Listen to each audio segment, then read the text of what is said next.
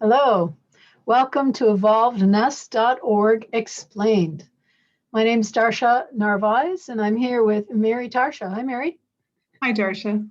We're both at the University of Notre Dame in the Department of Psychology and also the Kroc Institute for International Peace Studies.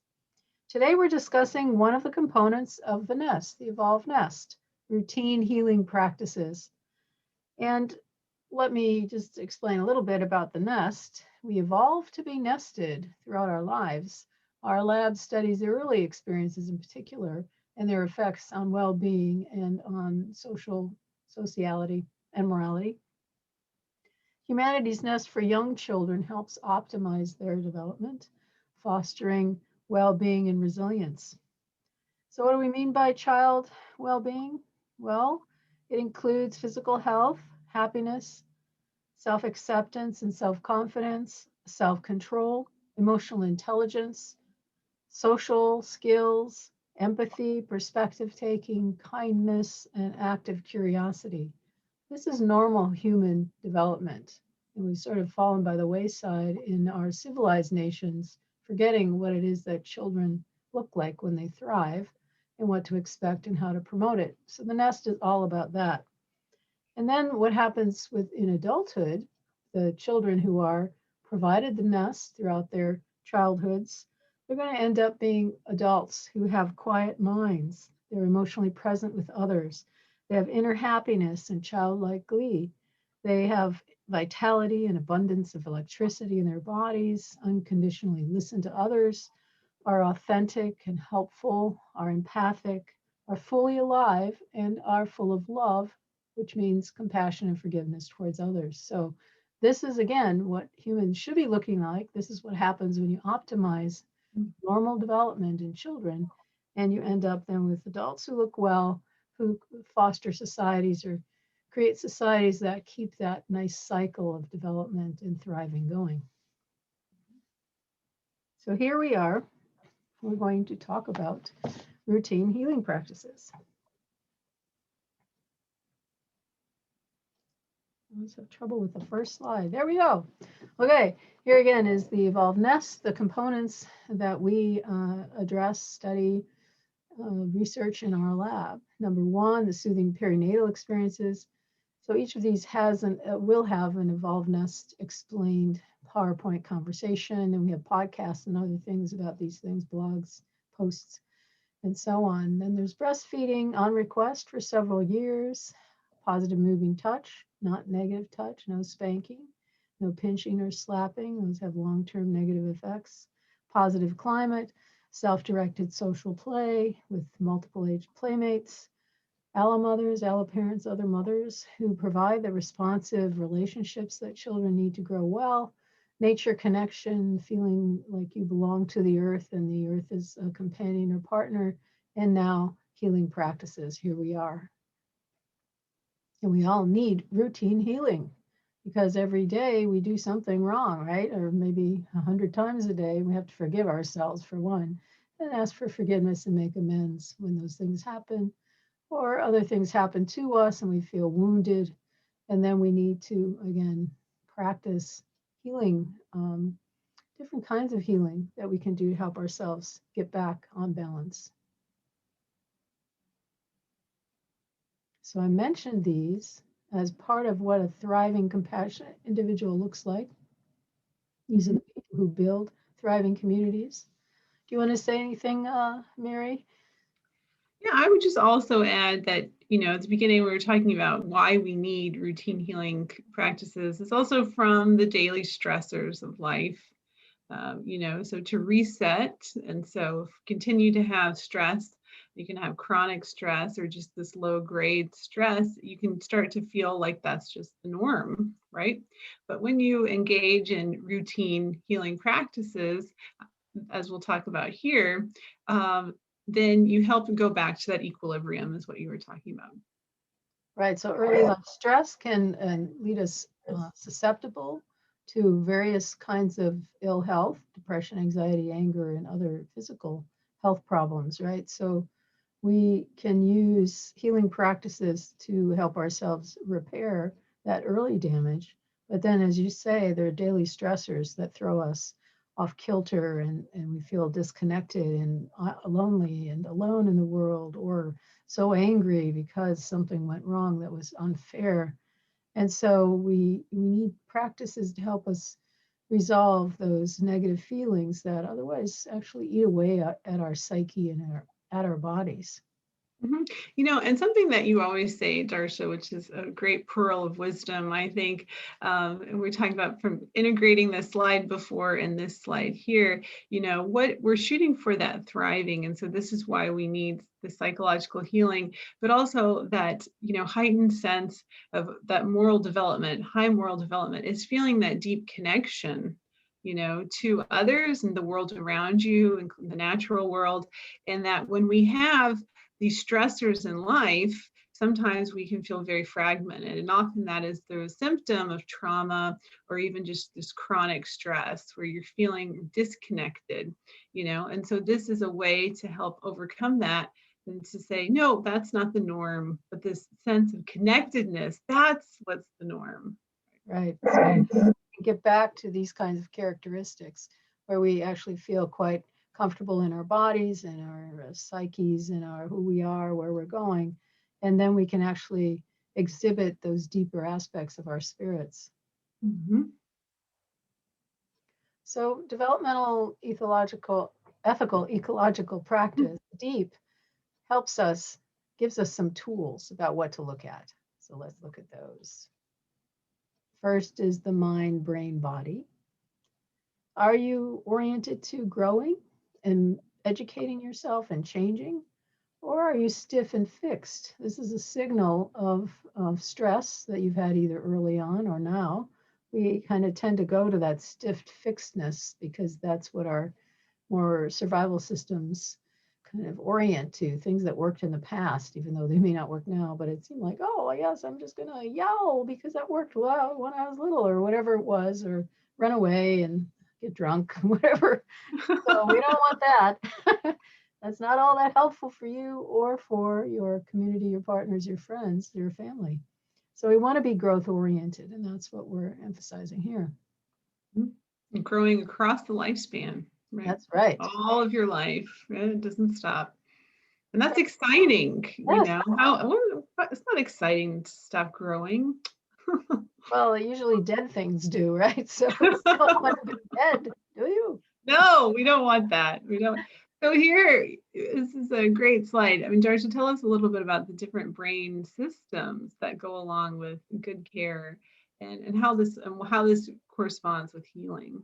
So these are Paul MacLean's kind of global brain states that I'm going to talk about that can affect our behavior, our well-being, and he points these out as part of evolution. It's a lot more complicated now. That was decades ago, but these basic forms of reactivity in a way or orientation are helpful to understand so that you can realize what's happening when you move into one or another, and you can take remedies if needed. So the survival systems are what we're born with. And these words in caps are emotion systems that have been mapped in mammalian animals. We can't really, do this with humans and cut them up and look at their brains and see, So these are lots of animal studies showing that we have, and then we have evidence that humans are like this too. We have an anger system, a fear system, a panic or grief system, early basic lust and seeking or exploration. And these are intertwined with the stress response, which is the fight, flight, freeze, faint orientation to just staying alive, right? So these are things that you're born with, and they can be enhanced and conditioned to be more reactive and dominant in your mind, or hopefully not. Because what you want to do is spend your time after birth growing your mammalian system, emotional system, so care and play. And that's where your pro-social behavior comes from. And then the executive functions are what also start off growing in early life, but really only complete themselves around age 30. So you need a lot of support to make them, help them grow well. And these are part of what we do with our thinking, our conscious mind kind of and also our self-control is rooted here. So that's the basic picture. And when things go well in early life, you're going to have things set up so your executive functions control those survival systems when needed. So if a shadow comes across the room right now, you think, oh my God, it's a monster. You're going to go into the stress response and feel feelings, emergency, emergency, right? But then you realize it's only a shadow. Then these executive functions kick in and they calm you down right away because your systems have been set up well. And you spend most of your life over here in the what I call the heart-centered imagination. So it's your fullness of yourself, connecting to others in the world and feeling safe where you are. And then you can play and love, care for others, and you can abstract with others in mind and think, plan, and create systems that are inclusive. I think one of the things that So oh, Mary, I lost you. no, can you not hear me? Okay, keep going, I guess. Okay, sorry, Mary, we lost you. Well, I'll keep going. So that's the good brain function, right? The well-functioning, flexible brain. Now, what happens when you've been toxically stressed in early life? Well, it doesn't look like this. It looks instead like this.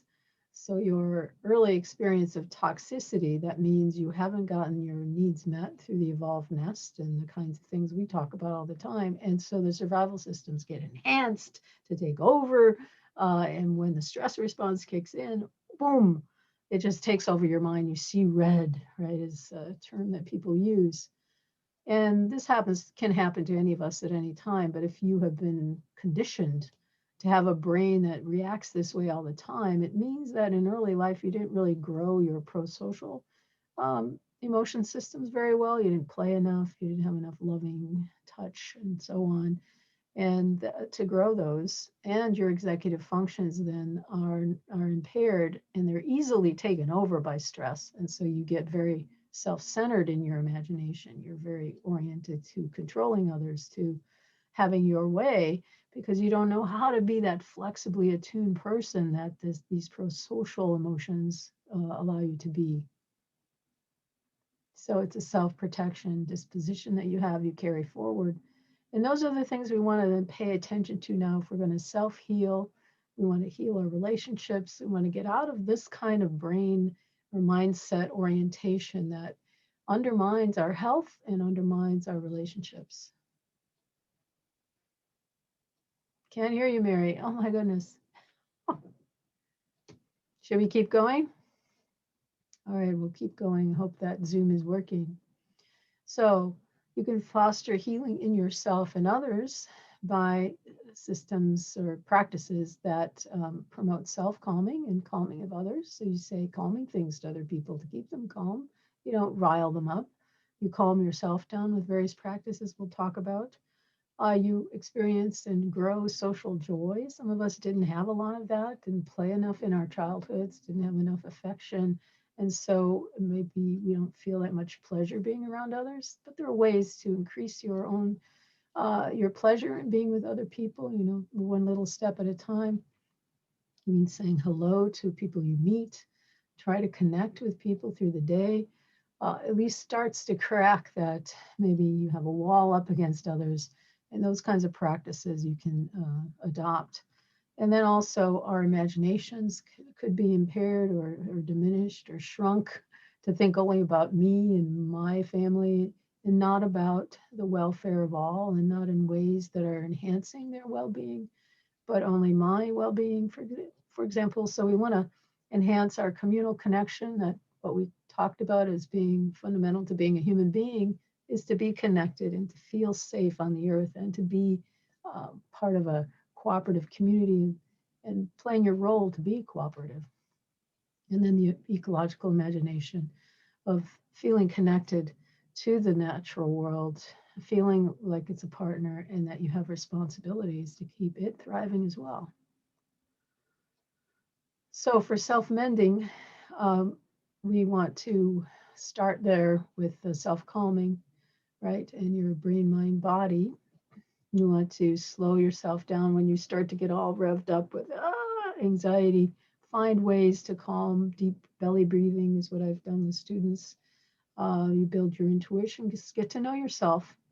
Find out who you are, because a lot of times we're raised in ways that undermine our self-knowledge. We have to adapt to adults instead of adults adapting to us as a baby, which babies need in order to grow properly and straight as a unique individual. So you can make a plan for your own self-authorship, set a goal, break it into doable steps, reward yourself along the way so you keep going, right? And use an expertise approach. This is where you think, what's the big picture? Where do I want to go? What's the aim? What does it look like? What do people do? And then start to practice little skills that you can do, and then put those skills together and then do it in different contexts. So like when you learn to swim, you were taken to a beach or a swimming area and you saw all these people interacting with water, right? And then you got in the water and you started to kick your legs. That's a skill you practiced. And then you learned how to move your arms, right? So you practice moving your arms and your legs. That's a procedure. And then you did it not only in the swimming pool, but in the lake or other places. So these are things, ways to structure it for yourself, whatever it is your goal is. Interventions we know that work. Dan Siegel talks about the need to reactivate the right hemisphere, the right brain, because often in childhood it's been underdeveloped. And things that do that to help grow the right brain are whatever keeps you in the present moment alive and engaged. So playing with kids, little kids especially, doing art, painting, dancing, creating music together. Therapy also helps, of course. If you have a good therapist that you get along with. And we have to remember that epigenetics is something that happens all the time. So genes get turned on and off depending on what you're doing. And you can create a new gene expression by taking up a new activity. So don't worry about being rigid in your gene expression, or your genes make you or who you are. No, no, no. It's epigenetics, the turning on and off of genes, which we can change, and we can change who we are by the activities we take up. Relationships. So the questions to ask yourself, are you flexibly attuned to others? Are you able to adjust to whenever you meet a person that you kind of are there emotionally, are there to be responsive to who they are and make a new dance together? Or are you scripted and rigid? Do you think you have a certain role always to be, the cooler one, the smarter one, the prettier one, the happier one, whatever it is, and then you try to always take that role when you meet people, which is a very rigid way to be. And so we want the flexibly attuned aspect to be a sign of good health. So often when we have not had the nest in our early life, we are going to be relationally self-protective. That means where our instincts are going to be based in those survival systems I mentioned that we share with all animals. They're very useful when there's a real threat and not a shadow, right, that comes in the room. But when it's a real, some physically threatening thing, it's good to go into the stress response. But if you're primed so easily by stress, if you think when someone bumps into you always that they did it on purpose, that's what aggressive kids think. That's not true, right? So you get caught up in fake fake perceptions, really. You're heightened to just be aggravated easily, right? That's just not very helpful for getting along in the world, and it's an indicator that your health is not optimal. So when we go into this self-protective mode, it takes over our attention, as I mentioned, depletes our resources for higher order thinking. The blood flow shifts away from that, and it shifts to a me orientation, lowers your empathy, and then mobilizes you for physical action, either running away, fighting, or if that doesn't work, freezing or fainting. So you can see in this diagram that if you look at the bottom, there's safe, unsafe. So what happens when you are threat reactive? Well, let me just say, in every situation, we automatically, subconsciously discern whether it's a safe or unsafe place for us. People who are um, threat reactive are going to be more on the right side. So they're going to feel unsafe a lot of the times because their script isn't being followed. The people are, not doing what I want them to do, right? And so they're going to go into the safety defense mode of fight, flight, freeze, faint. So you're either going to be, I'm going to show you that I'm better than you in some category that you have learned is important, or you're going to hide like a little mouse, away from everybody, and not be yourself. And you're something, you're a fake self, a false self. So we don't want to be on that side.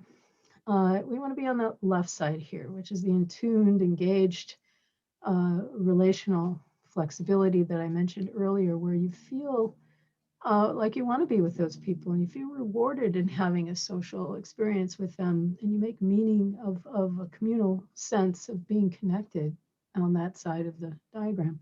You feel safe generally. At the top, you can see executive functions.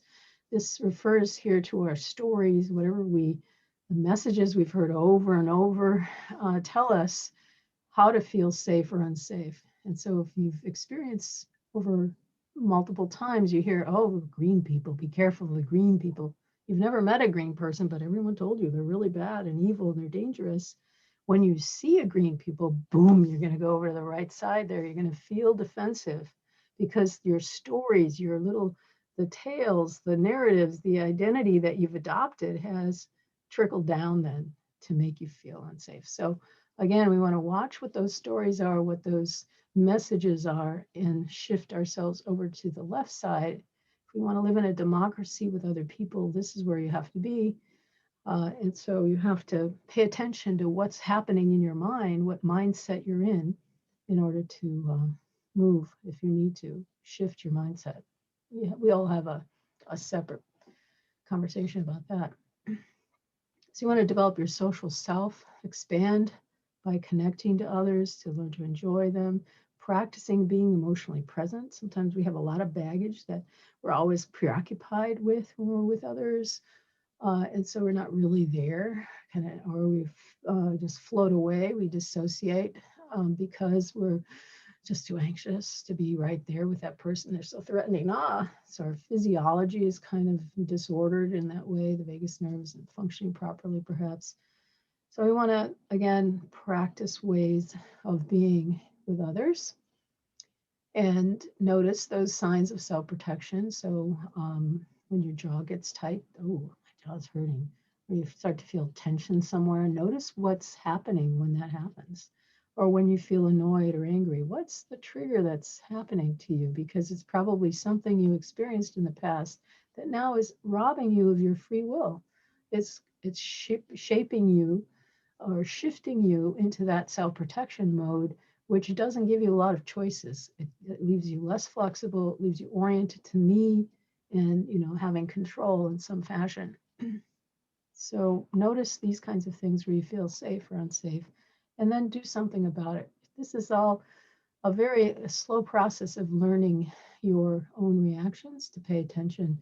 And so be patient, keep a journal about it, write about it in the evening, what went well today, what went wrong or was difficult, and then keep track. And talk to your friends. Have a friend partner, perhaps, where you do this together.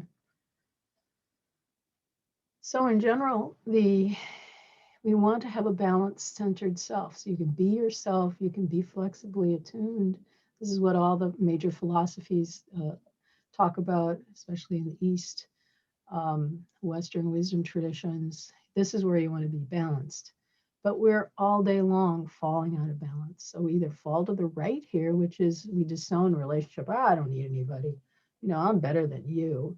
And you get defensive in a combative, controlling way, the bracing against others. And to get back to balance, you're going to have to feel some pain. You see that the pain here going down. You have to let go of your big ego to some degree, and then come back to the middle and embrace your humanity with humility. So you have to admit you actually need other people, right? So then you get back to balance. But we can also go fall off balance going to the left, which is where you feel, oh, I'm inferior. Nobody wants to hear what I say. Well, my opinion, oh. And then you become defensive in this compliant, withdrawn way. You disown yourself, right? And to get out of that, you have to feel some pain, to accept yourself, your responsibility to be yourself. We all are unique. We all have a unique voice, a unique presence, unique gifts. And so you have to accept that. And again, embrace your humanity with humility and realize your beauty and strength and come back to balance. So all day long, we can be falling out of balance because of what's happening to us. And we need to remember to come back. So imagination is another one. The third one, is your imagination inclusive and dynamic? Is it flexibly and, and open and growing, or is it exclusive and controlling, that only us, only me, only this way? That's an indication. The stiff-mindedness is an indication that your prefrontal cortex didn't grow properly and that you're kind of reliant on those scripts of the older part of the brain. So one of the things that's really important coming to the fore now is, as the planet is in dire straits, is that we have to remember that our heritage is actually different than what's dominant now. As you see on the left side, the purple, the dominant culture, especially since the 17th century, with traces all the way back to the ancient Greeks and the Romans and the Sumerians, believes this purple side here, that we're fragmented, disenchanted, amoral. We live in an amoral cosmos. Only humans matter, really. We're the pinnacle, we're the best of the species. And then we have these really restless kind of characteristics. We don't feel at home on the earth. And we want to make all the landscapes into our, vision of what it should be. Grass only on my lawn, right? Flat grass, not diverse kind of plants. And we then hoard things because we feel so insecure that we have to gather stuff, money, whatever it is, fame, power, in order to feel okay, but it's never enough. There's always that deep hole inside. On the other side, this is our long-standing human orientation, worldview, is that the cosmos is unified, sacred, moral, that spirit is everywhere. Everything has its own purpose, it's animate, it's sentient, we're mutually related with everything. Humans are the younger siblings. We have lots to learn from others, like mosses who have been around 400 million years. We've only been around maybe 6 million. And in this worldview, we feel at home on the earth. We fit in with the local landscape, the local biocommunity. We enhance the well-being of the biocommunity, and we share reciprocally. We respect the gifts that animals and plants provide us. So part of what's pushed us into that purple zone is these ghost theories that colonialism is planted all over the world. So there's white supremacy, the individualism, that you have to stand on your own 2 feet and not rely on anyone, the anthropocentrism, not being concerned for the rest of the world, natural world. It's really anti-ecology, intellectualism, that, being literate and college educated, that's the only way to be, right? That those are the good people. Capitalism, that economic wealth and not social wealth or ecological wealth, is a priority. Hierarchicalism, meaning that the non-wealthy should work like the devil and, in the dog-eat-dog world, while the wealthy, it's socialism for the wealthy. They can, get whatever they want. So it's all kind of upside down in a way from our heritage. And then the coercion that only people who work should eat. These are things that are contrary to our heritage. And so we have the results of a kind of rigid, hierarchical, money-oriented worldview that we've reached now, the Four Horsemen of the environmental apocalypse. So massive toxification of everything, degradation of the atmosphere, global warming, which was changed to climate change by the billionaires, and then the death of birth, which is the extinction of millions of species. We're there now. So how do we get back away from that? Well, we want to expand our imaginations. So we want to understand that we share DNA with one another is like 99.99% with other humans, but 98% with bonobos and chimps, 85% with fish, zebrafish, 50% with bananas. So remember that when you have a banana next time, you're eating your cousin. Fruit flies, rice, bacteria, these are all cousins, right? We're all related. So if you think of that's biological level, but the physicists tell us everything's interacting with everything else, right, at the quantum level. So we have to remember that all these ideas of being isolated and individual and different are really a falseness. It's the left hemisphere that likes to categorize and separate everything. The right hemisphere, if you were to have a stroke on your left hemisphere, perhaps you'd be like Jill Bolte-Taylor, a neuroscientist who did, and she was in her right hemisphere alone for a number of months. And what she perceived was energy and connection and peace. It was amazing. So you should read her book, My Stroke of Insight. So we want to adopt a common self mindset, understand that our heritages are the sense of connection, and that we are naturally cooperative. The whole natural world is a cooperative, interactive gift economy. Competition is a thin frosting on all this cooperation that's going on, mutualism. You know, you give a little, take a little, and what my waste is some other animal's food, right? Or whatever it is, they build their houses from it or whatever. So it's all interactive. Ecologies are so complicated, and nature's full of living beings, communities that really help one another in mutual ways. And the relationships then are what are key, not individuals, but how well our relationships are tuned up. And so we are communers and supporters of life in our heritage. We can readopt placefulness. We can get to know our landscape, nurture the native plants, the native animals, keep the waterways clean, the air clean, food clean. And we can be humble about this and not be, aggrandize us as human beings or me as a woman or as a man or whoever, or someone with some privilege, and get back to understanding that we're all on the same plane, we're all in the same boat, and to feel attachment, to build attachment to the local landscape and human and other humans, other than humans. And this is going to be then the opposite of that restlessness feeling, that placelessness feeling, that sense of searching always for something to fill the hole that we have.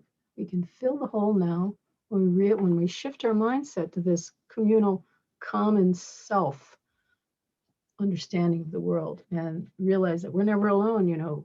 That tree right there is alive and is in relationship with me. So every time I open my eyes, I'm in relationships, right? So you're not alone. So you want to remedy your imagination with a sense of the small ego. It's not just me. I'm a grain of sand on the beach of life.